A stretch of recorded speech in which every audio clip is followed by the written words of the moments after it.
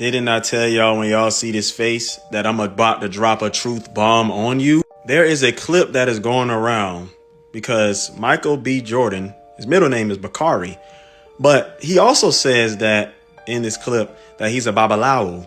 And we're going to find out what that means. Let's watch.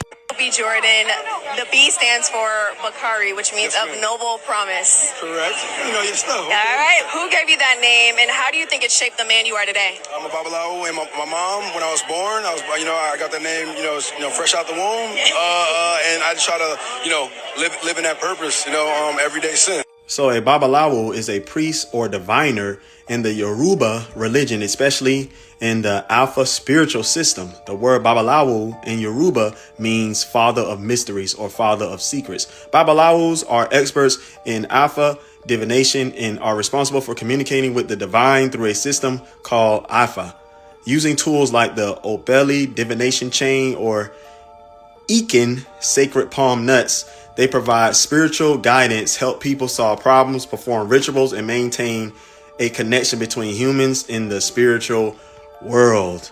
This sounds like some demonic stuff because it sounds like it because it is. He's saying he channels spirits. He connects with the dead. Okay, so what is Alpha divination? It is a system of divination practiced by the Yoruba people of West Africa, particularly in Nigeria. It involves a diviner known as a babalawo who uses divination, tray, and tapper to interpret the will of the gods and spirits. Unlike other forms of divination, Alpha divination doesn't rely on spirit mediumship, but on a complex system of orally transmitted text that the babalawo memorizes and interprets. What is examples of divination? Modern forms of divination include astrology, horoscopes, scrying, tarot cards, and Ouija boards. The Bible speaks against divination. Here it is right here. In religious context, the sin of divination is the act of seeking hidden knowledge or foretelling the future through non-divine means, such as consulting spirit mediums, omens, or other supernatural forces. It's considered a sin because it involves seeking knowledge that God has not chosen to reveal, and because it often involves demonic or spiritual forces that are not aligned with God's will. The scriptures talk against divination, necromancy, enchanters, witches. Read Deuteronomy 18:9-11. He also says he channeled Chadwick Boseman in the movie Sinners. This is how him and many other actors are able to display certain characters. They tap into the spiritual rhythm and align their spirit with demonic forces. Seek the Most High for information, not New Age, not African spiritualism. Just drop the truth bomb on.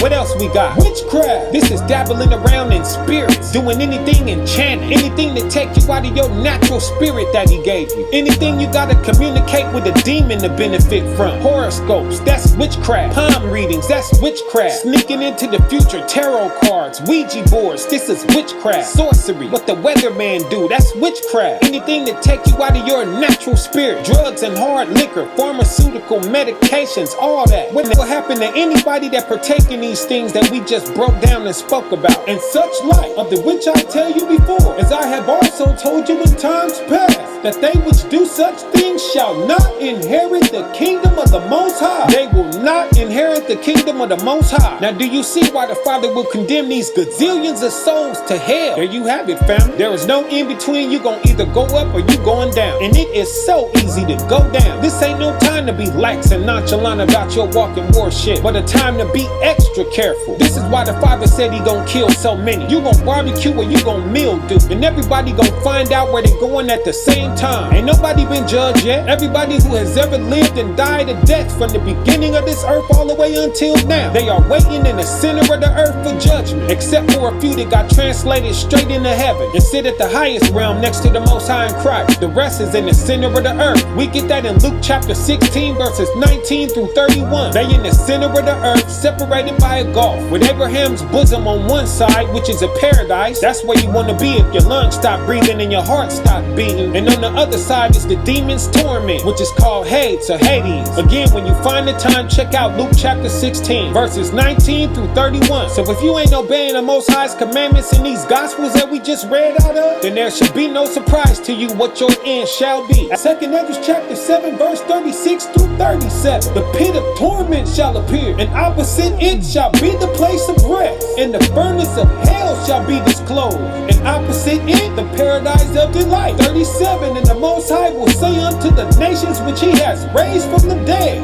look now, look at me, and understand whom you have denied. Look at me, whom you have not served. Look at me good, whose commandments you have despised.